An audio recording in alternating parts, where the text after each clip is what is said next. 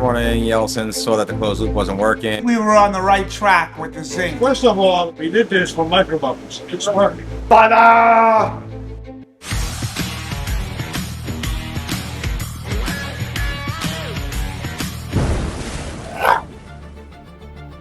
Today, Polo Reef focuses on pushing the hobby forward.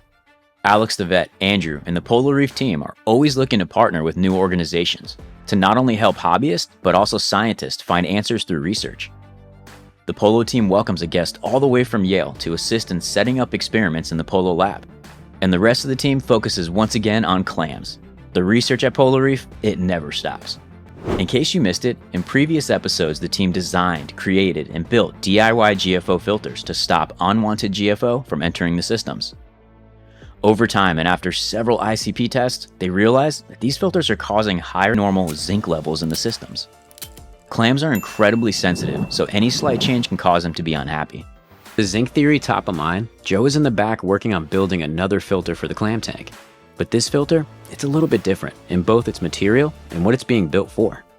Wants to try something to remove microbubbles. So, very similar to what we had originally with the other thing. But that black pin was releasing zinc, supposedly.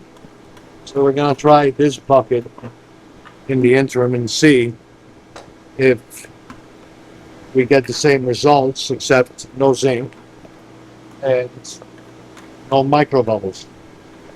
Gonna find out. Andrew. Yeah. So what do you like to put? You want to put this? Yeah. A few layers of that, cut of circles and stuff.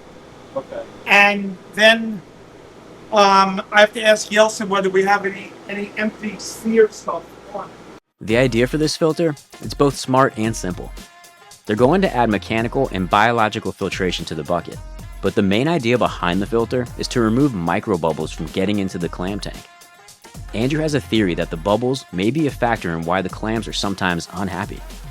Joe's able to finish the filter and quickly install it, and immediately they notice a difference. There's no microbubble. Not, right? No, no. What you're seeing floating, it's not microbubbles. No. That's going to settle. Correct. First of all, if it's working, we did this for microbubbles. It's working. Hi guys. We're gonna try to explain to you this little filter we made with the 5-gallon bucket and the materials we used. And we think it's kind of a neat idea. We actually made it more of a trickle filter as well. Joe? Yeah, so obviously we were having issues with microbubbles in the clam tank due to, plumbing that we had moved in sump originally for building a degassing tower, and we haven't moved the pipes back, so we're getting microbubbles in the clam tank. It's also the shortest distance. Yeah, so because it's get to- closer, it's right on top of the sump. So we needed to do something, right? So Andrew came up with this idea where let's use a food grade bucket, because last time we did it, we had zinc, I think, right? Yep. So we used that, as you could see on the video, and we layered it. We put this pad as the first. Pond pad. It's thick, so this way, now Right. when the water comes down, it's coming down first, hitting the poly pad, this pad on the top, then it's going through this holes. Yeah, we cut this And- into a circle and made a drip plate. Drip plate, and then that is at the bottom. That water goes through it, which eliminates, and then also we did bio balls. Bunch of bio balls. Bio balls in there. Basically, this is the how it's layered, and water coming down from the top. The water now is being broken, and I think it could serve. Not that we're seeing a huge difference, but it's serving definitely perfect for microbubbles because we have none. Secondly, it's also, like you're saying, it's like almost like Local a trickle, degassing trickle filter. like a Yeah. degassing, because the water is now being broken and aerating. So that was the idea, and it's working really well. Very happy with it. Yep. Meanwhile, back outside, a salt delivery arrives, and behind the big rig is someone you might not expect. It's none other than Little Michelle. With the way she's whipping that truck, you can tell this isn't her first time. In true Polo Reef fashion, the team wastes no time in unloading the massive delivery. They get a few pallets off the truck in record time, and they head back for another. But this time, things don't roll as smoothly.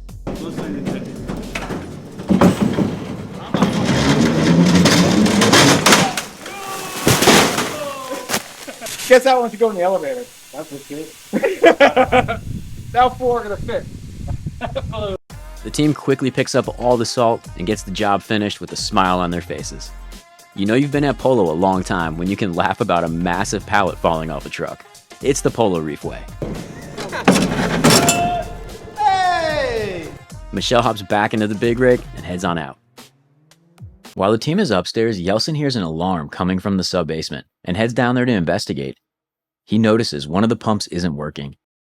This morning, Yeltsin saw that the closed loop wasn't working. We tried to fix it remotely and weren't able to.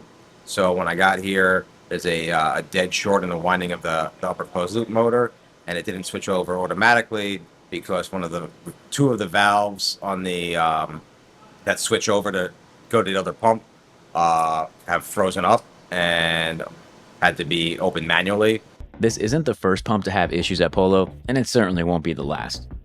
The team, in Polo Reef fashion, always keeps spares around for this particular reason. John quickly grabs the replacement and begins the process of deinstalling the broken pump. He might make it look easy, but this is far from it. With years of experience, he barely breaks a sweat. With the Clam shipment expected to arrive shortly, the team puts on their experimental hats and gets to work prepping some of the tanks. One theory they're going to test has to do with lighting. Andrew wants a metal halide installed above one of the cube tanks. Joe sets up a plank, channels his inner pirate, and begins installing the light. Bada! Just as they finish up the lighting, the clams arrive, and the team begins the process of unpacking and acclimating. But before they end up in their quarantine tanks, Andrew takes inventory and walks everyone through the plan. Alright, so we just got in a batch of clams. We're going to run a little experiment with them. So we have 3 going into this quarantine system. We have 4 going into this quarantine system. 3 are going into each side of the 280s over there. And then we have 3 going into system 1 all the way down here. It's exciting times in the lab. The team's going to split the clams into several different tanks. Each tank will have different conditions. They're hopeful that this will help them determine how to best care for clams. With the clams in place, Joe heads back outside to finish up a project he's been working on for a while. This project is specifically designed to make life at Polo Reef a little bit easier for the team. Finally, they allowed me to finish it. With Joe finishing up his project, John is inside getting started on a project of his own. He's down in the sub-basement working on some maintenance for a very important probe on the 17,000-gallon tank. We're calibrating the pH and ORP probe on the main system for the 17K, and then I'll show you in a minute of them going to the calibration solution and how it runs in the computer. So we have the pH and ORP probes in the low-end solutions for the calibration points, which is going to be 7 on the pH and 200 on the ORP.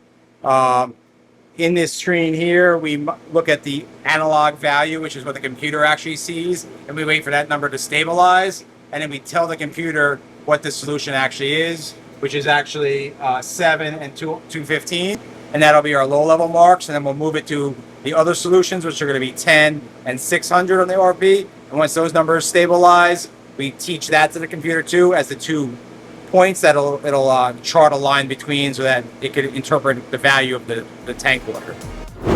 With an extra hand, Joe is finally able to get his new build installed for the team. They test it, and it proves to be pretty helpful. Even Phoebe's impressed with this upgrade. In the middle of receiving all the clams, another small shipment arrives with some coral. I love the grape ape. Yeah, it looks beautiful. And he was on the 300 par, very blue. Okay. I'm thinking we should maybe keep it in the back In the back tanks? Okay. because I feel like this tank might not be blue enough for it. Although we did keep it on the AB plus spectrum, which is on the whiter side. It might be able to go here. Okay. Both pieces. The Both tenuous too. Then yeah. Okay. So we're going to go into here. Yeah, he said it keeps it at like 20% white. Yeah, we could. Okay. I would like try to put it in the middle somewhere, or keep it on the middle, not all the way up. Yeah. I was thinking about the grape, like, isn't this around 300 par, So for me. more or less?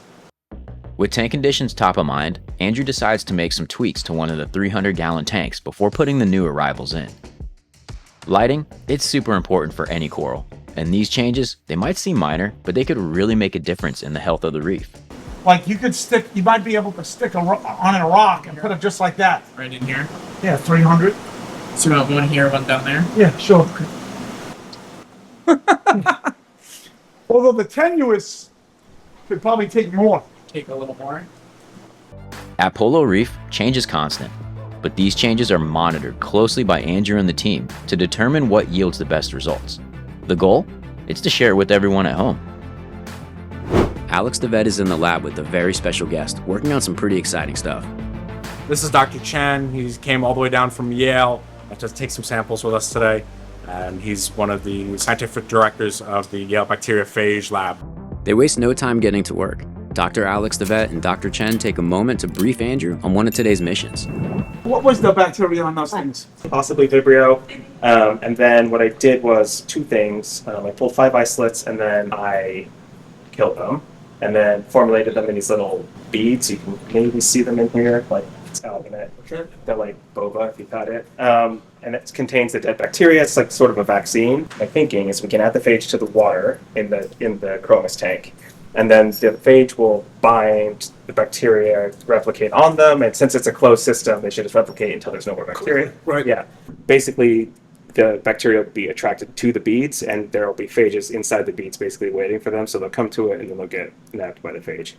So that's How we physically feeding it to them? So we're going to try just putting it in the water, and then if not, mixing it in like mysis or something, and putting some beads in the mysis, some way getting into them. I mean, there's also always force sleeves. And let the pellets fill up. Let the pellets expand. Yeah, we're going to get doing that. Okay. Cool. After briefing Andrew, they waste no time and get right to work. What's better than one scientist at Polo Reef? 2. So we're going to be adding now a vaccine that he created, as well as some of the phage that were isolated. We're first going to try an oral route, see if we can get them to eat the phage and eat the dead bacteria vaccine. We're going to get them eating a little bit of food first, and then see if we can get them to eat the alginate pellets of the vaccine and of the phage first. If not, then we're going to soak the food with the alginate. And then if that doesn't work, we also have a vaccine that we're going to put directly into the water. It's been a day at Polo Reef, and the team spent it testing theories, spilling salt, and setting up new experiments, all to push the hobby forward. With a lot of questions still unanswered, Andrew and the team are geared up to hopefully have some answers shortly. Between hunting for the right water chemistry to swapping out lights, the Polo team knows that everything they document will only help all of you at home. Don't forget to like, subscribe, and hit that bell to stay updated on everything Polo Reef. Until next time.